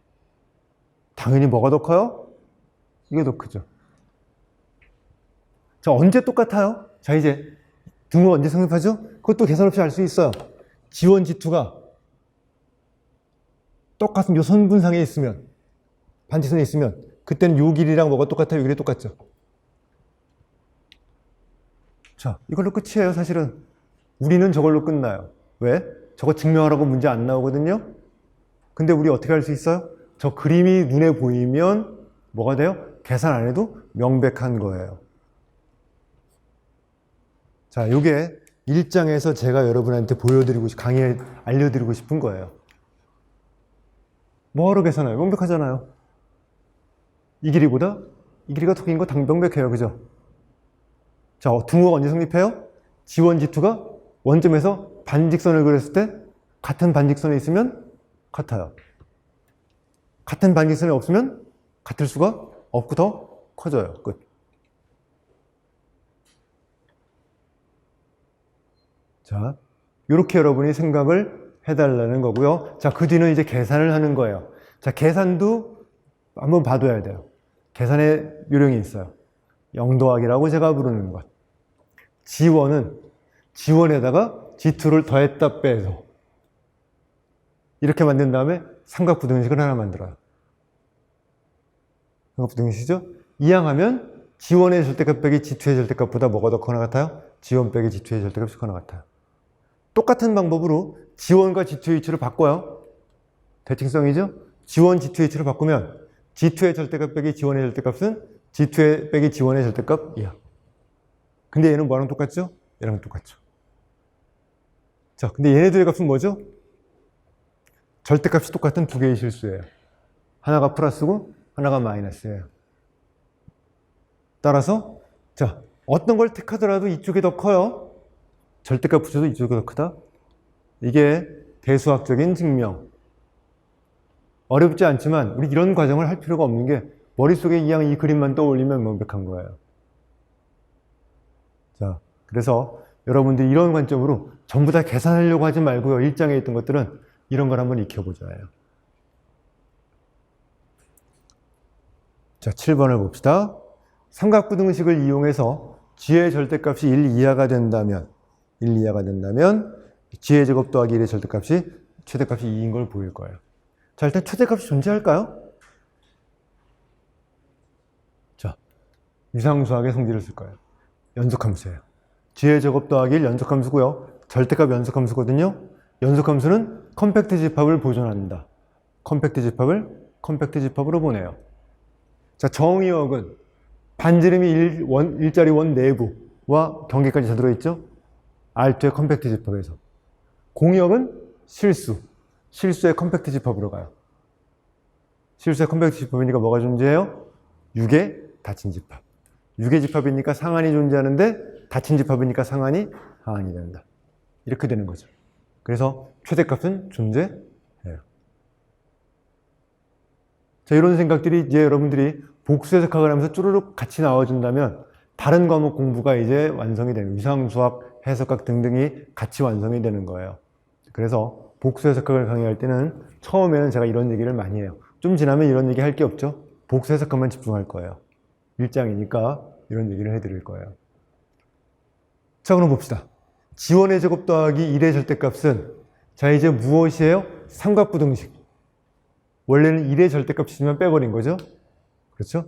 G1의 절대값 더하기 여기 있었고 빼야 되는데, 자, 여기는 오타예요. 여기는 있어야 돼요. 그리고 앞에도 오타가 하나 있었는데 안 적어놨나? 됐다. 자, 그렇죠? 자, 만족을 해요. 근데 이제 뭐죠? 분명히 이 부등식을 만족하는데 1일 때 집어넣었더니 2가 되는 일이 벌어졌어요. 그러면 같은 점이 존재하니까 이게 뭐야? 최대값이다 라고 하는 사실을 알 수 있게 돼요. 자, 이거는 복수 해석학에서 가끔 쓰는 기법이에요. 최대값을 구할 때, 자, m이 뭐 f의 최대값이다. f가 항상 m이 이하다. 그런데 f에 어떤 값을 집어넣었더니 m이 되는 점이 존재한다. 그럼 m이 바로 뭐다? 최대값이다. 이렇게 나가는 기법을 우리 자주 쓸 거니까, 자, 한번 봐두시면 될 거고요. 자, 8번이에요. 자, 모든 복수수 g에 대해서 g의 실수 부분 더하기 허수 부분보다 g의 절대값의 루트 2배가 더 크거나 같고요. 얘보다 얘가 더 크거나 같다라는 부등식을 보이라는 거예요. 자, 저 부등식의 의미가 무엇인지를 나중에 연속함수에 가서 우리가 보일 거예요. 자, 일단 기억합시다. 복수 해석학으로서는 굉장히 중요한 의미를 갖고 있어요. 근데 임용시험으로 본다면 쓸 일이 없어요. 자, 그래서 여러분들이 너무 저기에 집중할 필요는 없어요. 나중에 연속함수를 다룰 때 제가 저 부등식을 굉장히 많이 쓸 거예요. 하지만 복수 해석학에서는 연속함수를 물어보지 않을 거예요. 그 이유는 뭐랑 똑같으니까? 실해석학, 다변수 해석학이랑 똑같으니까. 자, 이제 여러분이 복수 해석학을 공부하면서 아까 제가 실해석학하고 다변수 해석하고 뭐가 똑같은지 뭐가 다른지를 봐달라고 그랬죠? 복수 해석학에서는 실해석학, 다변수 해석학이랑 똑같은 건 문제를 안 낼 거예요. 그걸 왜 낼 거예요? 복수 해석학이라고 이름을 따로 붙여 문제를 낼 이유가 없었어요. 그렇죠. 이게 우리 임용시험의 관점이에요. 그래서 어디까지 똑같고 어디부터 달라지는지 이런 얘기를 제가 관심 있게 봐달라는 건 이제 같은 부분은 복수 해석학 문제로는 나오지는 않을 것이다. 우리 이렇게 생각을 하자라는 거예요. 자, 그래서 뒤에서 이제 우리가 연속함수 부분을 다룰 건데요. 연속함수의 결론은 R2의 실해석학이랑 똑같다예요. 그 똑같다를 보장해 주는 게 바로 이 부등식이에요.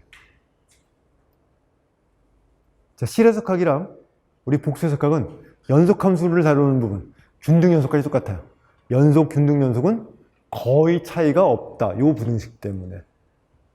그러면 임용시험의 관점으로는 뭐다? 나올 확률이 별로 없다. 뭐 100% 안 나온다는 말할 수는 없어요. 하지만 확률은 뚝 떨어지죠. 자, 그래서 중요한 부등식인데 그것 때문에 우리가 쓸 일이 없어지는 부등식이에요. 자, 간단히 증명을 봅시다. G가 A 더하기 BI예요. 자, 이렇게 쓴 이유는 간단해요. 문제 이렇게 주어졌다고 해도 이렇게 쓰려면 쓸 게 많잖아요. 이걸 뭐라고 써요? A. 이걸 B라고 쓰면 간단해지는 거예요. 자, 그래서 A 더하기 BI로 쓴 다음에 계산을 할 거예요. A의 절대값 빼기 B의 절대값의 전체의 제곱은 0 이상 계산해주면 요거. 자, 이제 동치말로 가죠. 해석학 시간을 들었다면 말했을 거예요. 부등식을 다루는 요령 중에 하나가 뭐예요? 동치인 명제로 바꾸기. 자, 계속 동치인 명제로 가는 거예요. 자, 뭐가 더 크죠? 2배 A 절대값 곱하기 B의 절대값보다 A제곱 더하기 B의 제곱이 더 크라고요. 그렇죠? 자, 동치인 말은 뭐예요? A제곱 더하기 2AB의 제곱. 요거보다 이제 뭘 A를 집어넣으니까 더 크나 같죠? 자, 여기는 이렇게 바꾼 거예요. 이게 왜 넘어갔죠? 얘보다 얘가 더 크거나 같으니까. 그렇죠? 자, 넘어가 버리고요. 자, 전체를 정리하면 어떻게 됐나요? 그러면 이 좌변은 A의 절대값 더하기 B의 절대값의 제곱. 이쪽은 A제곱 더하기 B의 제곱이 2배에 있는 거. A제곱 더하기 B의 제곱은 G의 절대값의 제곱. 양변을 붙이시면 끝. 자, 이렇게 우리가 첫 번째 한쪽 부등식을 끝냈고요. 반대쪽 부등식은 삼각 부등식으로 바로 끝이 나요. 그래서 계산을 금방 확인할 수 있죠. 자, 저 부등식은 연속 함수를 잘 됐을 거고요. 자, 9번은 그냥 단순한 그냥 부등식이에요. 보자마자 나와야 돼요. 자, 이제 저거는 실수의 계산이에요. 여기 물론 얘네 둘을 더하는 건 복소수지만 절대값을 붙여버리면 뭐죠? 실수. 분수가 있어요. 자, 분모 분자가 더 양수예요. 분모는 줄이고 분자는 늘리면 커지죠. 끝. 자, 우리 이 두 개의 부등식 합쳐버리면 돼요. 분모는 줄이고 분자는 늘린 거예요. 끝났죠? 그래서 여러분이 보시면 바로 알 수 있는 문제가 돼요. 부등식을 한번 써보자라는 문제로 출제했던 거고요. 자, 10번을 봅시다. 자, g의 절대값이 2인 원효에서 저 부등식이 성립하는 걸 보이라는 거예요. 자, 역시 마찬가지 우리 저 부등식만 쓰면 돼요. 일단 우리 4차 다항식을 저렇게 2차 다항식 곱하기 2차 다항식 인수분해한 다음에 자, 이제 여기서 이 분모에다가 이 부등식을 쓰는 거죠. 자, g의 제곱 빼기 3의 절대값하고 g의 제곱의 절대값 빼기 3의 절대값은 어느 쪽이 더 크거나 같아요? 이쪽이 더 크거나 같아요. 분모가 더 작아지면 커지죠. 양수 범위에서. 똑같이 그래서 아까 했던 이 부등식을 우리가 잘 써야 한다는 걸 보여주고 싶은 거예요. 저게 생각보다 굉장히 자주 등장하는 부등식이에요. 저 부등식을 못 쓰면 복수 해석하기가 힘들어져요. 실해석하기도 저 부등식이 있는데 실해석하기는 별로 쓸 일이 없어요. 근데 복수 해석하기에서는 쓸 일이 확 늘어요. 그래서 요 부등식, 자, 얘하고 얘의 관계 절대 잊지 말고 쓸 수 있도록 하자 라고 하는 거예요.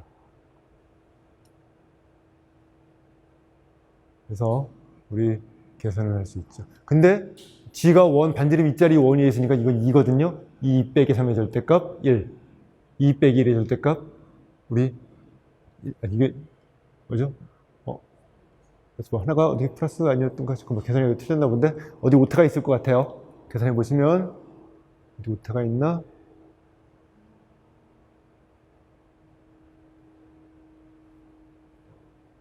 자, 왜 3이 됐죠? 잠깐만요.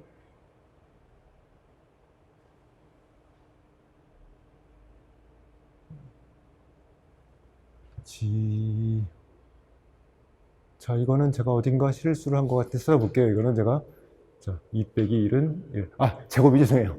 제가 제곱을 안 했네요. 깜빡했어요. 반지름 2짜리 원이죠? 따라 제곱하면 뭐가 돼요? 4. 그렇죠? 4 빼기 3이니까 1이고요. 4 빼기 1이니까 3. 제가 착각했어요. 제곱을 제가 깜빡했네요. 그렇죠? 반지름의 제곱인 줄 알고 착각했어요.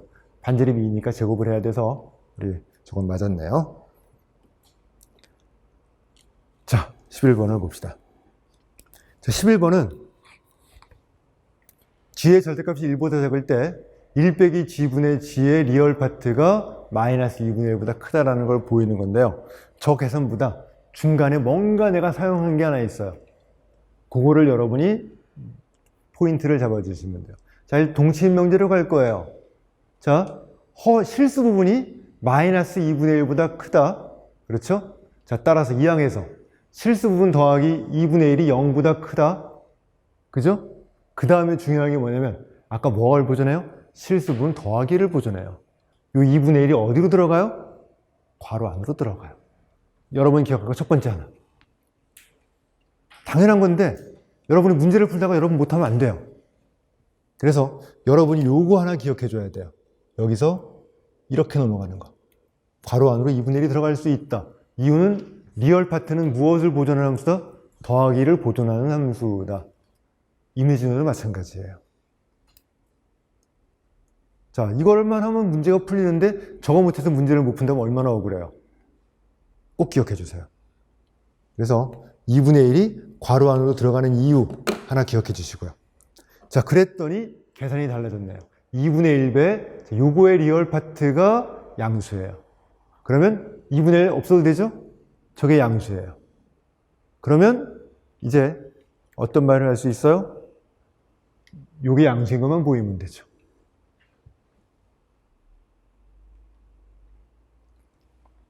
자, 이제 그래서 1 빼기 g분의 1 더하기 g를 계산해 볼 거예요. 자, 이제 1 빼기 g분의 1 더하기 g를 할 때 자, 우리 여기다가 1 빼기 지바분의 1 빼기 지바를 곱해줄 거예요. 1 곱하기죠. 자, 1 곱하기예요. 자, 그랬더니 결과가 이렇게 만들어졌어요. 분모는 1 빼기 g의 절대값의 제곱. 자, 이건 요령이 뭐죠? 분모를 뭐로 고치는 요령이에요? 실수로 고치는 요령이에요. 자, 여기다 왜 얘를 곱했냐? 이거 1이에요. 자, 여러분, 이거 문제를 풀 때 이게 1인데 1을 만드는 방법은 굉장히 많아요. a분의 a는 1이에요. a에 무엇을 집어넣겠냐가 핵심이죠. 1 곱하기 핵심은 1을 무엇으로 만들 것이냐예요. 근데 왜 1을 뭐로 만들었어요? 1 빼기 지바로 1을 만들었거든요. 1 빼기 지바분의 1 빼기 지바. 자, 이 이유는 자, 분모 분자가 둘 다 복소수면 다루기 힘들어져요. 우리 실수분을 찾아야 되거든요. 한쪽은 뭐로 만들었으면 좋겠어요? 실수. 분모를 실수로 만들었으면 좋겠어요. 뭘 곱하면 돼요? 1 빼기 지바에다가 우리 1 빼기 지바를 1 빼기 지에다가 1 빼기 지바를 곱해주면 되겠죠. 그러면 저게 뭐가 만들어져요? 1 빼기 g에 1 빼기 g 전체의 바예요. 그렇죠? 그래서 분모는 뭐가 돼요? 실수. 이제 우리 뭘 보면 돼요? 분자만 쳐다보면 돼요. 이 분자의 실수 부분이 뭐이기만 하면 돼요? 양수면 돼요. 자, 또 하나 기억합시다. 아까 빼먹은 것 같아요. 실수 부분, 허수 부분은 음수가 될 수 있어요. 절대값 안 붙어 있어요. 실수 부분과 허수 부분 자체는 음수가 붙어 있을 수 있다. 이것도 같이 기억을 해 주시고요. 자, 이제 분모는 그래서 실수로 끝났어요. 이제 관심 없어요. 분자를 보면 되는데, 분자의 계산할 때 이렇게 만들어졌는데, 자, 문제는 g 빼기 지바예요. g 빼기 지바는 뭐죠? 순허수. 저거 허수예요. 저걸 이 i로 나눠야 허수 부분이죠. i로 안 나눴거든요. 저거 순허수예요. 자, 따라서 실수 부분은 무엇이에요? 우리 얘예요. 근데 g의 절대값이 무엇보다 작다고요? 1보다 작죠. g의 절대값이 1보다 작으니까 제곱은 당연히 1보다 작고 이게 뭐예요? 양수. 증명의 끝이 났죠. 자, 그래서 간단한 문제인데 여러분이 이 문제를 풀면서 이 문제 풀이는 중요하지 않고요. 기억할 것. 실수 부분과 허수 부분은 더하기를 보존하는 함수다. 항상 뭐 할 수 있다? 요 더하기는 괄호 안으로 들어갔다가 나왔다가 마음대로 할 수 있어. 2분의 1은. 그렇죠? 자, 왜? 실수니까 이게. 자, 그 다음에 여기서 요 1을 만들어 줄 때 요걸 왜 곱했는지 이유를 알아야 되고요. 자, 그 다음에 또 하나가 있는 게 이게 순허수라는 걸 알고 있으니까 실수 부분이 요거란 걸 알 수 있죠. 자, g 빼기 지바가 순허수라고 하는 걸 알고 있는 것이 굉장히 중요한 역할을 또 마지막에 했어요. 요거를 여러분이 잘 봐주세요.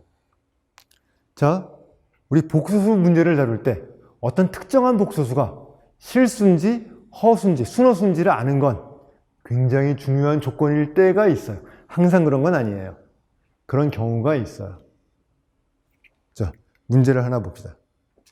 2 빼기 g분의 1이 g바. 자, 저거의 해가 1밖에 없다라는 걸 보일 거예요. 저 방정식을 풀어볼 거예요. 자, 아까 말했던 것, 복소수가 실수 또는 순허수인 걸 아는 건 굉장히 중요한 문제 해결의 포인트가 될 때가 있다고 했어요. 자, 봅시다. 2 빼기 g분의 1에다 g를 곱하겠어요. 근데 이게 뭐죠? 2 빼기 g분의 1이 g바라고 그랬어요. 자, g바니까 이게 뭐가 됐어요? g의 절대값의 제곱. 실수예요. 자, 따라서 우리 뭐가 됐어요? g 곱하기 2 빼기 g분의 1 계산해주면 이거 분명히 뭐예요? 실수인 거 알고 있어요? 분배 보셨으면 2g 빼기 1이에요. 얘가 실수예요. 1 이항에도 2g가 실수죠? 실수 더하기는 실수니까 2g가 실수면 뭐가 실수가 돼야 돼요? g. g가 실수라는 결론을 먼저 얻었어요. 저 방정식의 해는 저 방정식에는 뭐가 돼야 돼요? 실근밖에 없다. 실수다. 자, 저기 실수인 걸 알고 있기 때문에 저 g바를 뭐로 고칠 수 있어요? g로 고칠 수 있어요. 자, 그리고 나면 해가 뭐밖에 없어요? 1밖에 없다가 쉬워져요. 자, 이제 이 문제의 풀이 핵심은 뭐죠? 여기. 실수인 걸 알고 있다. 그래서 여러분들이 뒤에서 다른 문제를 풀다가도 어떤 복소수가 실수인지 순허수인지를 아는 게 굉장히 중요한 포인트가 되는 문제가 가끔 있어요. 많지는 않아요. 하지만 그게 포인트라는 걸 아는 분과 모르는 사람은 문제풀이가 달라져요. 이 문제가 많으면 뭐 더 강조하겠지만 많지는 않고요. 진짜 가끔가다 한 번씩 나와요. 그럴 때 그걸 놓치지 말아 주시면 돼요.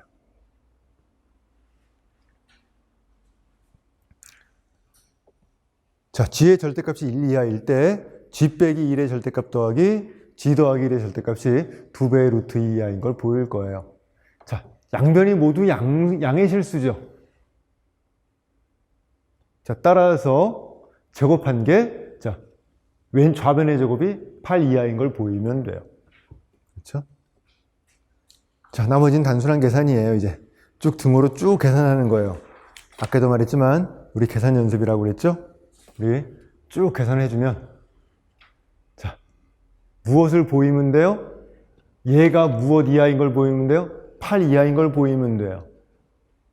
자, 얘가 8 이하인 걸 보이는 거니까 우리 양변을 저기 2 이항하면 6이죠? 야, 2가 하면 좌변이 무엇 이하면 돼요? 6 이하면 되죠?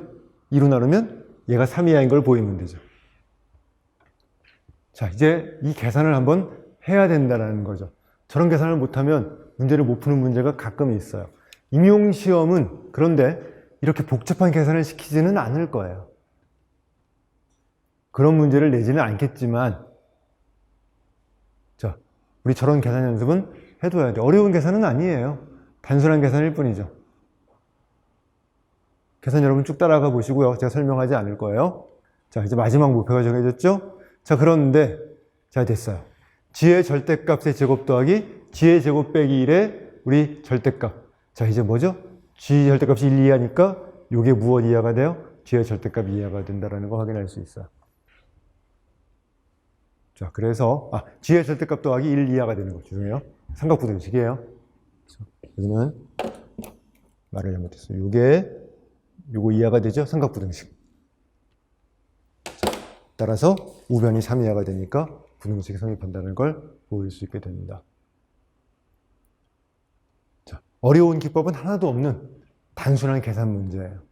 근데 저런 계산을 못하면 아무것도 못해. 물론 단순한 계산의 마지막 부등, 삼각부등식 쓰는 것.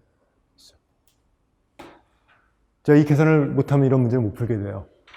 그래서 뭐 저런 문제는 절대 출제되지 않겠지만 그래도 우리는 지금 나중에는 이거 문제 풀 시간 없어요. 지금 한두 문제 정도 풀어볼 필요는 있다. 그래서 저런 문제를 하나 풀어드렸어요. 자, 이렇게 해서 우리 가장 기본적인 복소수의 더하기 곱하기 실수 부분, 허수 부분, 절대값의 성질을 봤어요. 자, 다음 시간에는 이제 우리 복소수의 극형식을 생각해 볼 거고요. 이제 조금 까다로운 얘기를 살짝 들어갈 거예요. 닭가함수를 들어가는 첫걸음을 들어갈 거예요. 자, 여러분들이 복수 해석학을 공부할 때 여러분을 가장 괴롭힌 게 바로 뭐죠? 닭가함수란 개념이에요. 자, 아예 이 부분을 잘 언급도 안 하고 넘어가는 선생님도 있어요. 왜? 여기에 봐야 여러분들 모르니까 어려워하니까. 아예 이 부분 닭가함수라는 얘기를 거의 말도 잘 안 끝내고 살짝만 얘기하고 넘어가시는 분이 있는데 사실은 이 닭가함수라는 개념이 복수 해석학이 굉장히 중요한 개념이거든요. 자, 우리는 모르고 넘어갈 수는 없어요. 굉장히 중요한 개념이기 때문에 언제 누가 여기를 묻는 문제를 출제할지 몰라요. 아직은 없어요. 하지만 아직까지 없다고 해서 이거 버리면 안 되는 주제 중에 하나예요. 언제든 나올 수 있는 주제. 그렇다면 다른 경쟁자들이 이쪽 공부 많이 할 때 나는 나오면 요거는 쓸 거야 라고 몇 개만 딱 내놓는 거예요. 자, 4점짜리 서술형 문제가 나와도 다 맞을 필요 없어요. 왜? 어려울 거니까. 다른 친구들은 못할 거거든요. 우리 거기서 1, 2점만 받아도 충분하다. 그래서 우리는 닭가함수의 개념이 무엇인지를 살짝은 보고 문제가 나오면 이렇게 쓸 거야 라고 하는 원칙 몇 개를 세워놓고 넘어갈 거예요. 자, 그 시작이 이제 다음 시간에 이제 우리 시작을 할 거예요. 잠깐 쉬었다. 들어가죠.